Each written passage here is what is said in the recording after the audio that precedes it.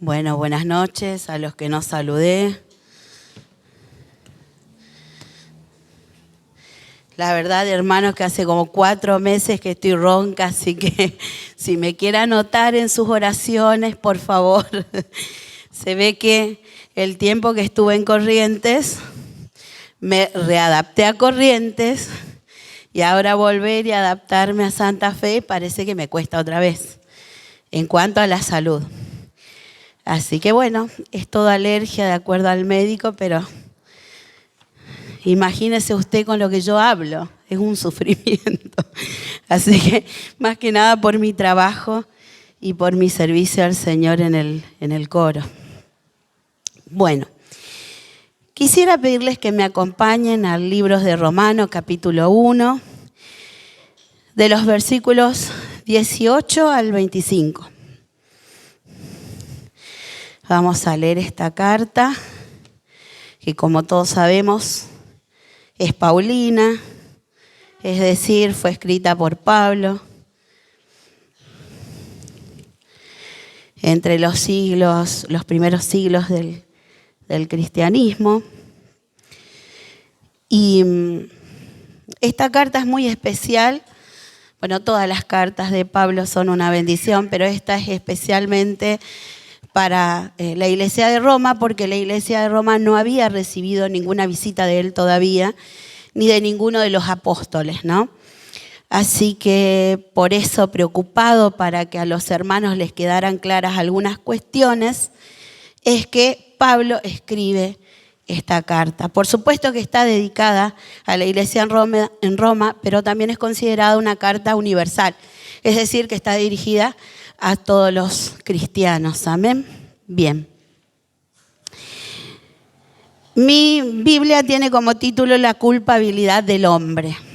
Algunas ediciones tienen como título La ira de Dios contra la humanidad o La ira de Dios contra el pecado del hombre. Vamos a leer entonces.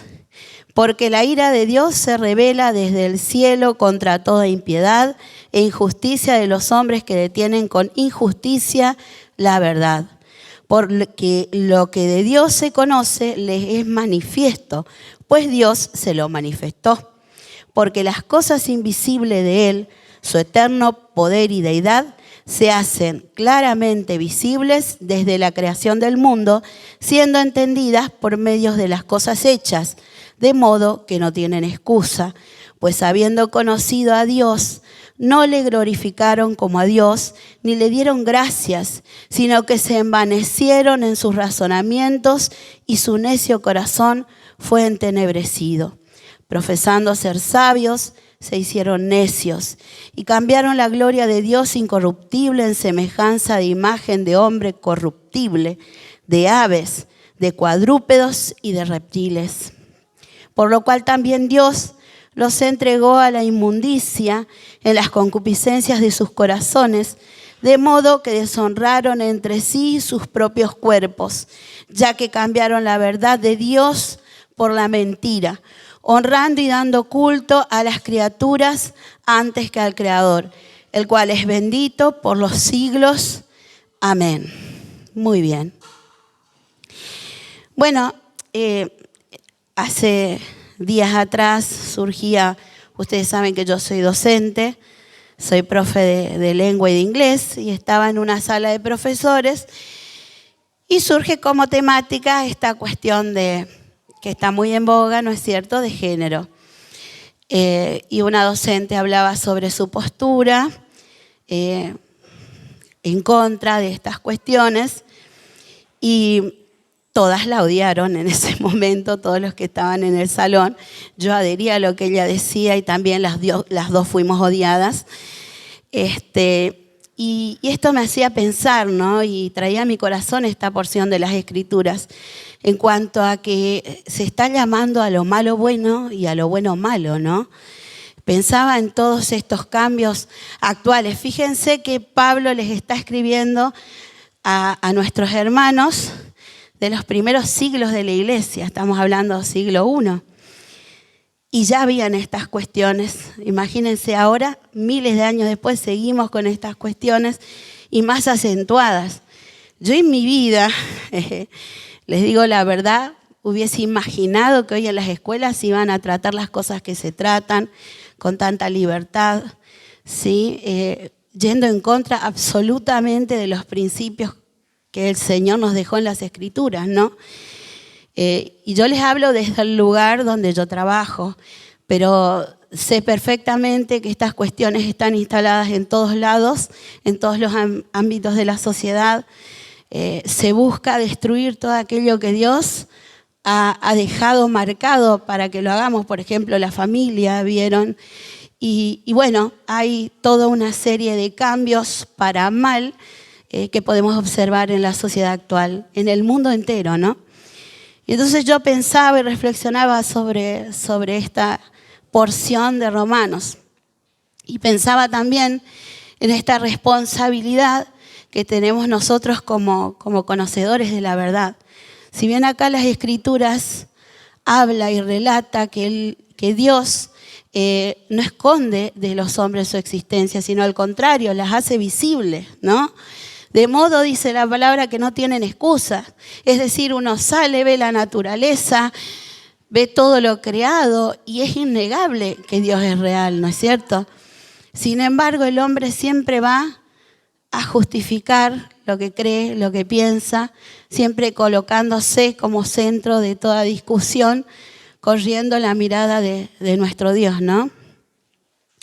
Y pensaba en esto, ¿no? En qué responsabilidad la nuestra.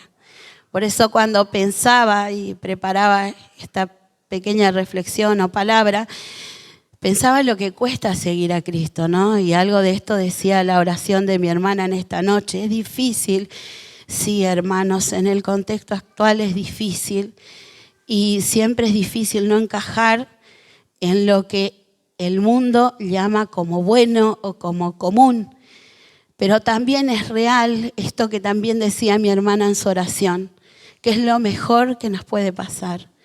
Nosotros podemos no dimensionar muchas cosas, pero la gracia del Señor ha sido y es sobre nuestras vidas, y eso es impagable.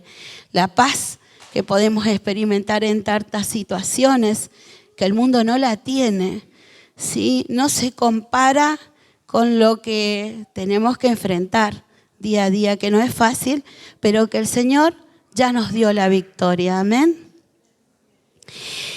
Y justamente reflexionando en todas estas cuestiones, venía a mi corazón la vida de unos jovencitos.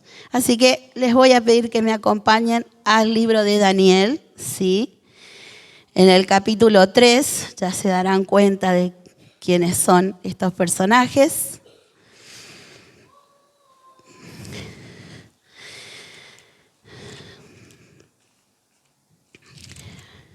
Ananías, Misael y Azarías.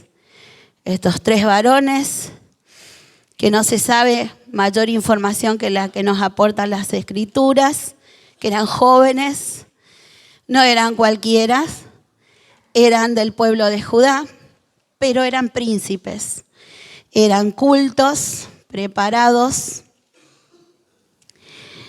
Acá nos vamos a situar entre los siglos 8 y 7 antes de Cristo.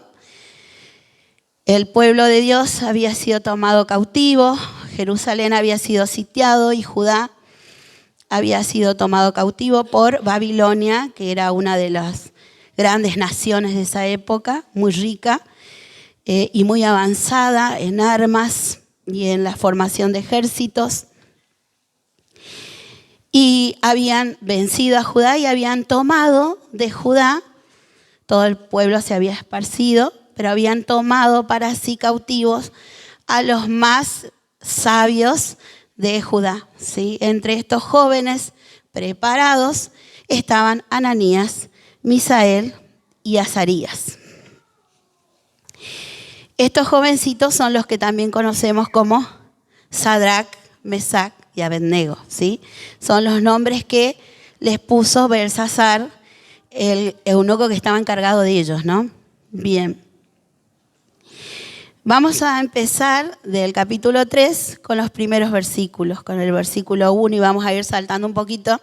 Es una historia que seguramente usted la conocerá, capaz otros no, pero bueno, son jóvenes que tuvieron que pasar cautivos y pasaron una prueba de fuego que nos relata el capítulo 1, ¿sí?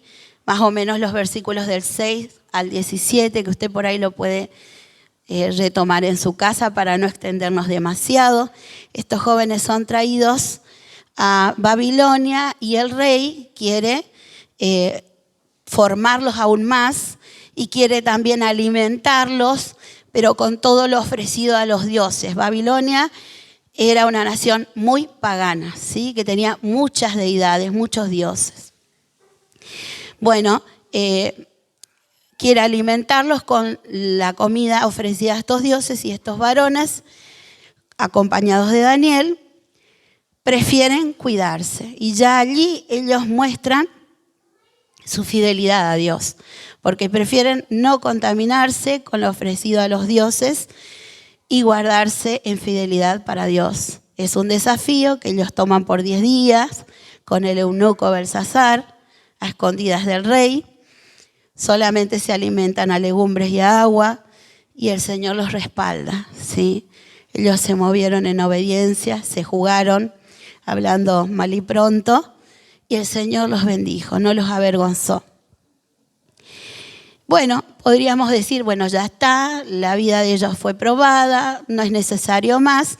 Bueno, en el capítulo 3 vuelven a tener que vivir una situación complicada. Empezamos con el versículo 1 entonces. El rey Nabucodonosor hizo una estatua de oro, cuya altura era de 60 codos y su anchura de 6 codos.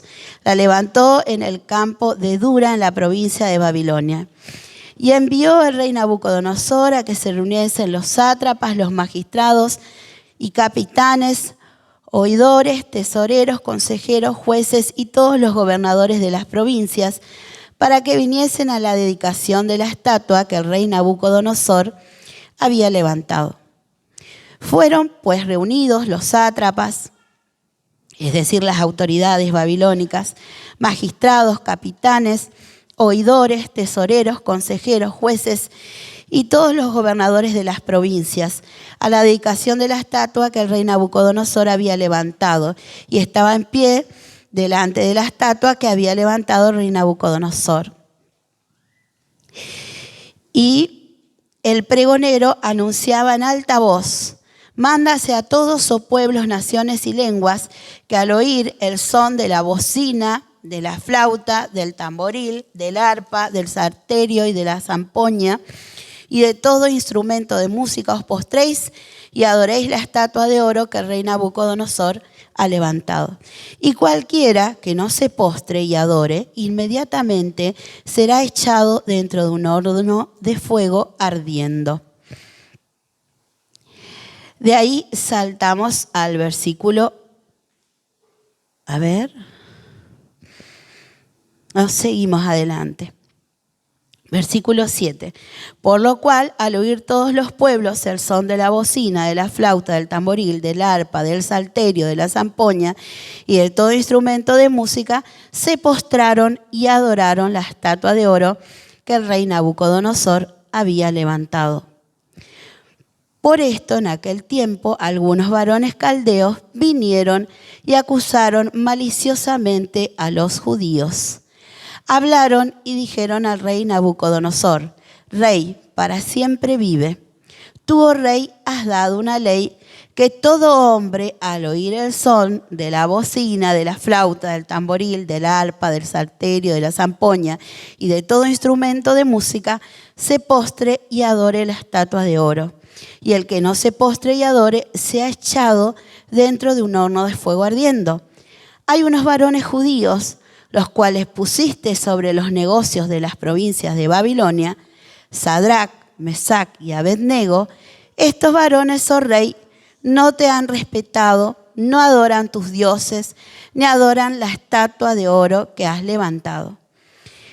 Entonces Nabucodonosor dijo con ira y con enojo: que trajesen a Sadrac, Mesac y Abed-nego. Al instante fueron traídos estos varones delante del rey. Bien, una primera parte de lo que leímos relata esta situación que les toca atravesar a estos jóvenes. Como dije al principio, Babilonia era politeísta, tenía muchos dioses, tenía estatuas, eran muy paganos. Y Nabucodonosor, si bien nosotros podemos leer el capítulo 2 y vemos que jura de alguna manera lealtad al Dios de Daniel, cuando se le es revelado su sueño, vamos a ver que pronto se le olvida y busca, mediante la creación de una estatua del mismo, unificar la nación y ejercer un mayor poder, ¿sí? Fortalecer su poder. Era una estatua imponente, toda de oro, de 30 metros, detalles al margen, pero había hecho un edicto. Todo el pueblo debía obedecer. No había otra alternativa, ¿no? Pero ahí aparecen estos jóvenes valerosos, que ya se habían destacado en un principio por no contaminarse con nada ofrecido a los dioses, y acá lo vuelven a hacer. Y obviamente son traídos delante del rey, no en los mejores términos. Ustedes imagínense, yo pensaba, relata las escrituras que eran jóvenes. Yo ya no soy tan joven y me imagino en una situación así y sinceramente me temblarían las piernas, ¿no? Sin embargo, fíjense la forma en que estos varones responden al rey. En el versículo 16, Sadrac, Mesac y Abed-nego respondieron al rey Nabucodonosor, diciendo: no es necesario que te respondamos sobre este asunto. He aquí nuestro Dios, a quien servimos, puede librarnos del horno de fuego ardiendo, y de tu mano, oh rey, nos librará. Y si no, sepas, oh rey, que no servimos a tus dioses, ni tampoco adoraremos la estatua que has levantado. Entonces Nabucodonosor se llenó de ira y se demudó el aspecto de su rostro contra Sadrac, Mesac y Abed-nego, y ordenó que el horno se calentase 7 veces más de lo acostumbrado.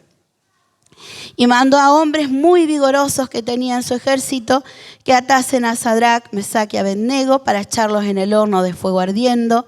Entonces estos varones fueron atados con sus mantos, sus calzas, sus turbantes y sus vestidos, y fueron echados dentro del horno de fuego ardiendo. Y como la orden del rey era apremiante y lo habían calentado mucho, la llama de fuego mató a aquellos que habían alzado a Sadrac, Mesac y Abed-nego. Y estos 3 varones, Sadrac, Mesac y Abed-nego, cayeron atados dentro del horno de fuego ardiendo. Entonces el rey Nabucodonosor se espantó y se levantó apresuradamente y dijo a los del consejo: ¿no echaron a 3 varones atados dentro del fuego? Ellos respondieron al rey: es verdad, oh rey. Y él les dijo: he aquí, yo veo 4 varones sueltos que se pasean en medio del fuego sin sufrir ningún daño. Y el aspecto del cuarto es semejante a hijo de los dioses. Entonces Nabucodonosor se acercó a la puerta del horno de fuego ardiendo y dijo: Sadrac, Mesac y Abed-nego, siervos del Dios Altísimo, salid y venid. Entonces Sadrac, Mesac y Abed-nego salieron del medio del fuego. Vamos a dejarlos allí. Después usted continúe si quiere la lectura. Va a ver que el rey los engrandece aún más, ¿sí?, en toda Babilonia. La verdad que sorprende la valentía con la que contestan. Ellos tienen en claro lo que tienen que hacer, no hay duda, no hay vacilación, no hay una respuesta sutil. Uno puede imaginarse, no sé, danos tiempo. No, ellos fueron claros, dijeron que no iban a servir a los dioses de Babilonia, ni a la estatua que ellos iban a mantener fieles. Y algo muy importante a resaltar aquí es que ellos no hablan necesariamente de que Dios los va a sacar de allí. Ellos están dispuestos a morir. Y eso es lo que sorprende, ¿no? Esta fidelidad, esta perseverancia de estos varones que están siendo confrontados por la autoridad más importante del lugar y sin embargo muestran fidelidad a su Dios, a nuestro Dios. Y el Señor no los avergonzó. El Señor estuvo allí, los libró del horno de fuego y mostró su mano, ¿no? Mostró que Él era real, que Él existía, se glorificó a través de las vidas de estos varones. Yo pensaba nosotros, ¿vieron? No necesariamente estamos presionados para entrar a un horno de fuego, pero seguramente en tu trabajo, en tu lugar de estudio, en el lugar de cotidianidad de nosotros, muchas veces debemos sentir este tipo de presiones, ¿verdad? Tal vez no son de forma literal, pero sí hay presiones que ejercen a veces las autoridades, nuestros compañeros, ¿sí? En cuanto a lo que creemos, en cuanto a lo que pensamos. Vieron que no pasamos desapercibidos, como decía anteriormente. Los ojos del mundo siempre están sobre nosotros y muchas veces quieren que nosotros corramos con ellos, quieren que nosotros tengamos ese mismo modo de pensar y nos prueban y nos presionan. Pero qué importante es que nosotros podamos tener en claro quiénes somos, qué estamos haciendo allí. Hace días atrás el pastor Fernando nos hablaba de esta cuestión, ¿no? De tener en claro para qué estamos. Nos hablaba de ser sal, nos hablaba de ser luz. Y es lo que somos, hermanos. Es imposible que nos hagamos los desentendidos, porque aunque nos confronten, ellos esperan de nosotros algo diferente. Por eso qué interesante que nosotros, más allá de las presiones que podamos tener del mundo, podamos permanecer en fidelidad al Señor y mostrar una vida en verdad. Porque saben, algo que se decía también en otras prédicas, el mundo está desilusionado del palabrerío, de las muchas palabras. Quieren ver vidas en verdad. Entonces, qué importante que puedan ver en usted y en mí estas vidas que se mantienen íntegras al Señor. No es fácil, hermanos, no estamos hablando que es algo sencillo. Hay que pararse, hay que ser determinados, hay que decir cosas que sabemos que nadie quiere escuchar porque esto es así, pero tenemos que hacerlo con la autoridad que el Señor nos dio, no escondernos. No digo tampoco que tenemos que ir a pelear con nadie, de esto no estoy hablando, pero sí de poder decir la verdad del Señor cuando el Señor nos da el permiso. Nosotros tenemos el Espíritu Santo. Si realmente somos sabios, buscamos esa sabiduría que habla en el libro de Santiago, vamos a saber cuándo callar, pero también vamos a saber cuándo hablar. Y vamos a saber qué decir y cómo decirlo. Amén. También el Señor traía a mi corazón otra porción de las Escrituras acá en el Antiguo Testamento. Vamos a ir a Números, capítulo 22.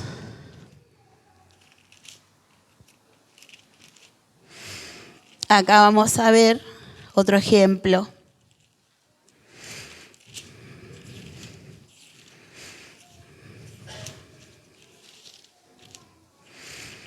En este caso es un varón, es un hombre hecho y derecho, pero que no tenía aparentemente las cosas tan claras como Sadrac, Mesac y Abednego. Acá vamos a ver a este varón, Balaam. Balaam, si uno busca en la historia, en el contexto, es conocido como un hechicero y no pertenecía al pueblo de Dios, pero en un momento el Señor lo usó como profeta, un varón que ostentaba creer en Dios y seguir sus preceptos, y Dios lo usó. Lo usó para un momento determinado que nosotros vamos a ver a continuación. Vamos a leer los versículos del capítulo 22, del 21 al 28. No, esperen, del 1 al 3 era primero. Vamos a ver qué es lo que sucede anteriormente. Versículo 1. Partieron los hijos de Israel y acamparon en los campos de Moab junto al Jordán frente a Jericó. Y vio Balac, hijo de Zippor, todo lo que Israel había hecho al amorrheo. Y Moab tuvo gran temor a causa del pueblo, porque era mucho. Y se angustió Moab a causa de los hijos de Israel. Y dijo Moab, a los ancianos de Madián: ahora lamerán esta gente todos nuestros contornos, como lame el buey la grama del campo. Y Balac, hijo de Zippor, era entonces rey de Moab. Por tanto, envió mensajeros a Balaam, hijo de Beor, en Petor, que está junto al río de la tierra de los hijos de su pueblo, para que lo llamasen diciendo: un pueblo ha salido de Egipto, y he aquí cubre la faz de la tierra y habita delante de mí. Bueno, vamos a contextualizar un poquito lo que sucedía aquí. Aquí el pueblo de Israel, que ya había salido de Egipto, había conquistado muchos enemigos ya, y Dios les había dado la victoria. Entonces había adquirido un cierto renombre para todos los que estaban cerca de ellos, ¿no? Y uno de esos pueblos que escucha la fama del pueblo de Israel es el pueblo de Moab. Y empiezan a preocuparse por esto de que estaban cerca, estaban a punto de ir a combatir con ellos para tomar la tierra prometida. Y el rey era Balac. Ante esta situación, él recurre a lo que recurrían los pueblos paganos. Buscaban hechiceros. ¿Qué hacían los hechiceros? Maldecían o bendecían. ¿Sí? En ese tiempo se le daba mucha importancia a la palabra y se creía que de eso dependía que pudieran ganar honor, sin importar el número ni si estaban equiparados o no militarmente para enfrentar las batallas, ¿no? Entonces recurren a este hechicero Balaam, que Balaam en este momento servía a Dios. Pero Balaam no era honesto, ¿sí? Después en otras porciones de las Escrituras, ya por ejemplo en Segunda de Pedro en el Nuevo Testamento se lo recuerda como codicioso. Este varón se acercaba a Dios, pero porque codiciaba todo lo que a través de Dios podía ganar, ¿sí? Pero obviamente lo hacía sutilmente. Entonces es buscado por este enemigo del pueblo de Dios para que justamente cumpliera su función de maldecir. Y envía justamente a ancianos a que puedan buscarlo. Y allí los recibe Balaam. Dice el versículo 6, ven pues ahora te ruego, maldíceme este pueblo, porque es más fuerte que yo. Quizás yo pueda herirlo y echarlo de la tierra, pues yo sé que el que tú bendigas será bendito y el que tú maldigas será maldito. Fueron los ancianos de Moab y los ancianos de Madián con las dádivas de adivinación en su mano y llegaron a Balaam y le dijeron las palabras de Balac. Él les dijo, reposad aquí esta noche y yo os daré respuesta según Jehová me hablare. Así los príncipes de Moab se quedaron con Balaam. Y vino Dios a Balaam y le dijo, ¿qué varones son estos que están contigo? Y Balaam respondió a Dios, Balac, hijo de Zippor, rey de Moab, ha enviado a decirme: he aquí este pueblo que ha salido de Egipto cubre la faz de la tierra. Ven pues ahora y maldícemelo, quizás podré pelear contra él y echarlo. Entonces dijo Dios a Balaam: no vayas con ellos, ni maldigas al pueblo, porque bendito es. Así Balaam se levantó por la mañana y dijo a los príncipes de Balac: volveos a vuestra tierra, porque Jehová no me quiere dejar ir con vosotros. Y los príncipes de Moab se levantaron y vinieron a Balac y dijeron: Balaam no quiso venir con nosotros.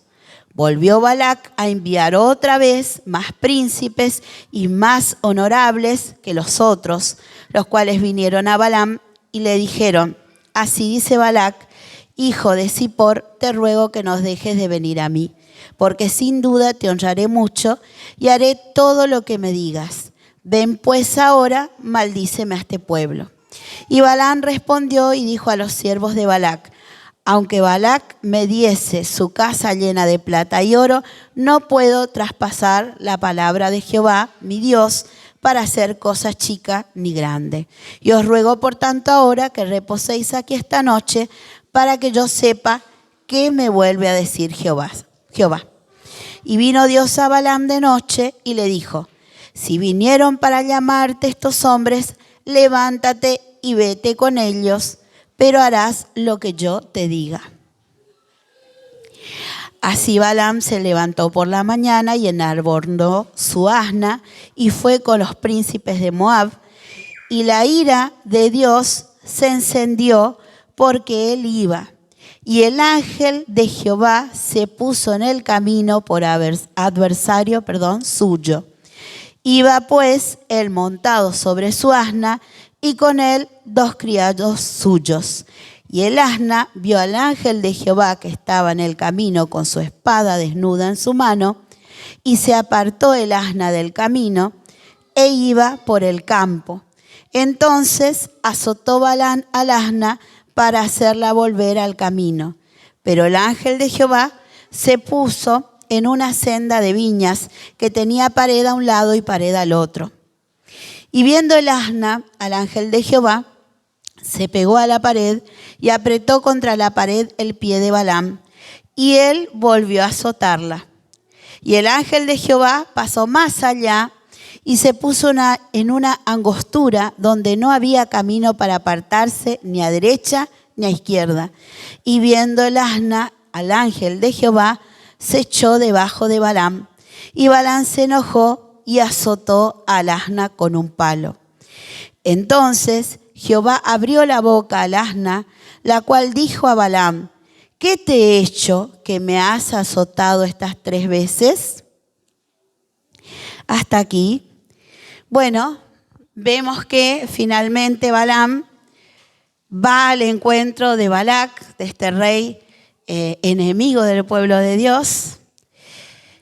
Él va porque Dios le dice que vaya, pero en realidad en lo profundo de su corazón, él va porque quiere este reconocimiento que le promete Balac y porque quiere el dinero de Balac. Y Dios conoce los corazones. Nosotros podemos decir muchas cosas y simular muchas cosas, pero Dios lo ve todo.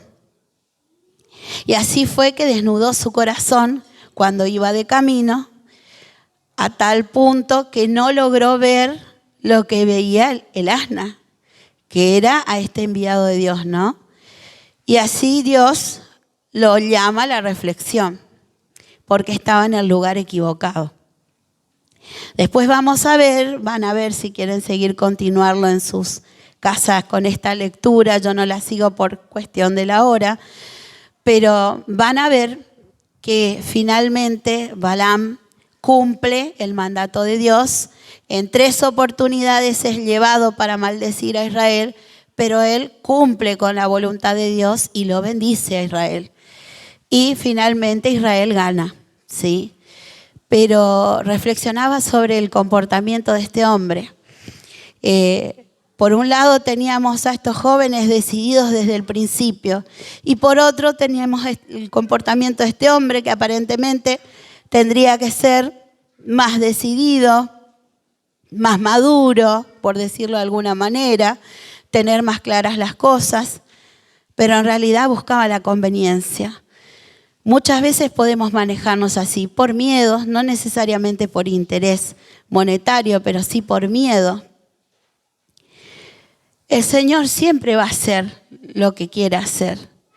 Usted no se olvide que estamos donde estamos porque Dios nos puso y tiene un propósito con nuestras vidas. Está en nosotros si nos dejamos usar, si realmente cumplimos el propósito del Señor, si lo hacemos con todo el corazón o si lo hacemos a media. Dios siempre va a hacer su voluntad.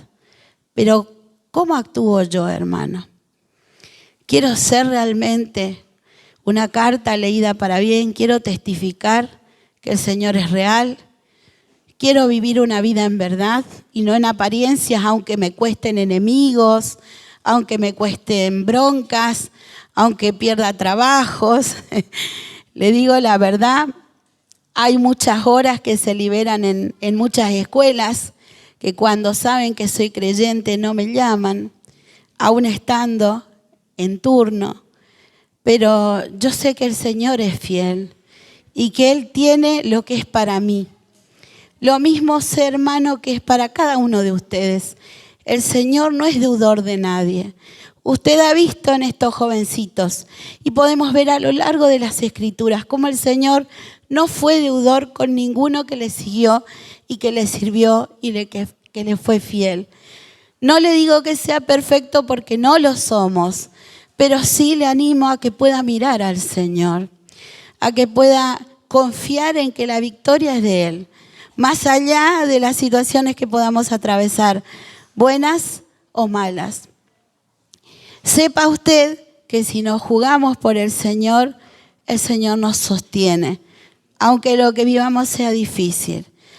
Pero si nos rendimos, si nos alejamos, nuestra suerte no va a ser mejor. No crea usted que huyendo de la voluntad del Señor, su vida va a mejorar, jamás. El Señor siempre nos va a bendecir si estamos en donde tenemos que estar. Recuerde a Jonás. Recuerde que Jonás quería huir del Señor, pero el Señor lo ve todo, hermanos. Es imposible huir de su voluntad. Así que si fuimos elegidos, me animo a entregarme al Señor en totalidad, sin reservas, confiando en que Dios es fiel. Y así como usó a tantas vidas, tomó lo que no es para que sea, así puede usarnos a nosotros. Amén. Espero haber sido clara y si no lo fue, hermano, mil disculpas, pero es el deseo de mi corazón que el Señor en estos tiempos nos use, no nos asustemos por lo que vivimos, por lo que tenemos que enfrentar, sino confiemos en que el Señor es Señor. Amén. Así que bueno, hermano, te invito a que puedas cerrar tus ojos.